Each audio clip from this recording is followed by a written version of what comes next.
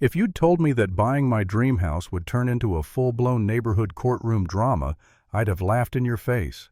But there I was, standing in my own backyard, sunlight glinting off my pool, while my new neighbor screamed that she was calling the cops if I didn't get out of her property.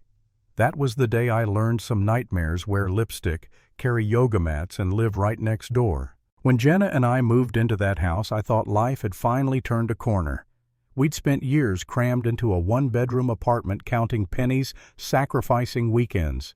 This place in suburban Texas was our reward: a big yard, a finished basement, a pool that shimmered like an oasis. I remember saying, "We made it." If only I'd known that behind the perfect white fence lurked Beverly. She showed up the next morning before I'd even finished unpacking. 50-something platinum hair athletic wear that looked permanently glued on, and a smile so wide it felt like a threat. "Welcome to the neighborhood," she chirped, glancing past me at the backyard. "That pool's gorgeous. I always wanted one." Jenna, standing behind me, gave me that look. "Don't you dare invite her over." I laughed it off. Rookie mistake. The next day before coffee, the doorbell rang. Beverly stood there, chipper as a game show host. "Hey neighbor, could you give me the code for your pool gate?" I blinked. "Sorry, what?" She slowed down like I was the idiot. "The gate. Code. I like to swim mornings. Since we're neighbors, it just makes sense to share." I tried to stay polite. "That's not going to happen. The pool's private." Her smile vanished like someone flipped a switch. "Wow." Selfish much, she snapped, then stormed off, flip-flops slapping the driveway. That should have been the end, but it was just Act 1. Over the next few days, I'd catch her peeking through her blinds whenever I cleaned the pool. Jenna joked, maybe we should sell tickets, but there was something eerie about it. Saturday afternoon, we were floating peacefully when Beverly yelled from her porch, "Keep it down! You're disturbing the peace." Her arms were crossed like a prison guard. Jenna flipped her the bird underwater, and I told her to ignore it, but the tension was already there, an invisible crack forming. Sunday morning, Jenna opened the back door to let our dog out and froze. "Mike, you need to see this." There was Beverly lying on our patio chair, sunglasses on, lemonade in hand, like she owned the place. "What the hell are you doing here?" I asked. She didn't even flinch. "It's so hot, and my yard doesn't get sun. Besides, what's the point of having a pool if nobody shares?" I clenched my jaw. "Leave. Now."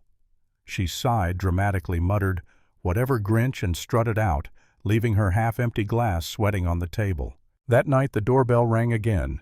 Beverly reeked of perfume and wine. "Give me the code, Mike. Don't make this harder than it has to be." I stepped outside, blocking the doorway. "Go home, Beverly." She tried to shove past me, slurring, "You think you own the whole block?" When she realized I wouldn't budge, she yelled, "Fine, I'll call the cops and tell them you're harassing me." Her voice echoed down the street. Jenna rushed out, the dog barking wildly, porch lights flicking on up and down the block. Beverly finally stumbled away, slamming her gate so hard it rattled the fence. That night I sat in the dark living room, coffee untouched, security cameras loading on my phone screen. "She's unhinged," Jenna whispered. I wanted to believe it was over, but something in my gut said it wasn't. Days passed, and I kept replaying everything. Had I been rude? Could I have handled it differently? Maybe if I'd just given her 5 minutes in the pool, she'd have let it go. I actually caught myself thinking that, and immediately hated it. Since when did standing my ground make me the bad guy? Beverly wasn't just annoying, she was invading our life. And still part of me wondered if fighting her was worth it. Then came the barbecue. Our first real party, friends, kids, burgers on the grill, music humming through the yard. For once it felt normal again. Until that scream. "Get out of my pool." Everyone turned. Beverly was marching toward us, face red, clutching her phone like a weapon. "This is my property. You stole it from the HOA. There's no HOA. "Beverly," I shouted. She ignored me, yelling louder. My friend Eric tried to calm her down, but she shoved him hard straight into the shallow end. That's when something snapped in me. I grabbed her arm as she reached for the pool ladder. "You need to leave. Now." She spun and slapped me across the face so hard my sunglasses flew off. "Don't touch me! I'm calling the police!" she shrieked, already dialing. "He's trespassing in my pool." Jenna's jaw dropped. The kids stopped laughing. The party froze like a photograph. I pulled out my phone, calling 911 too. "Yeah, my neighbor just broke into my yard, assaulted my friend and hit me. She's claiming my pool's hers." The dispatcher sighed. "We'll send someone right away." 5 minutes later, 2 patrol cars rolled up. Officers stepped out, taking in the chaos. Beverly soaking wet, ranting about stolen property, me with a red cheek and a crowd of stunned witnesses.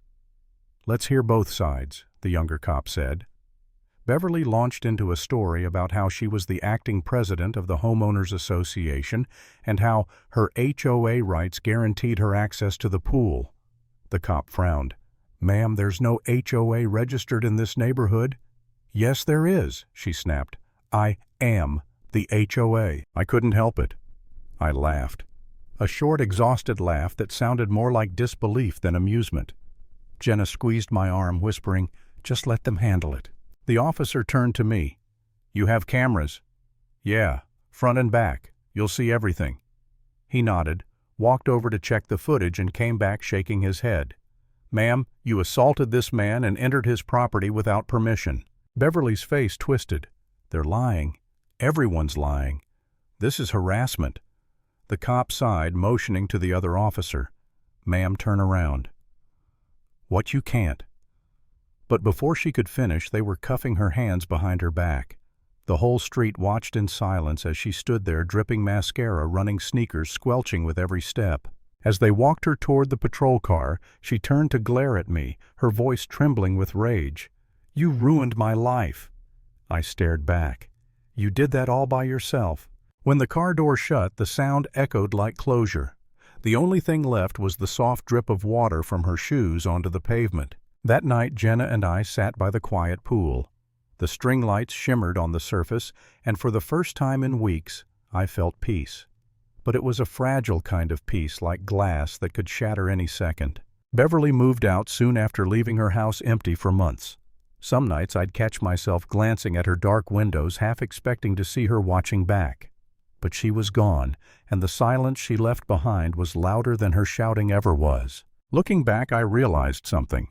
The scariest thing about moving into a new home isn't the mortgage, the maintenance, or even the raccoons in the attic.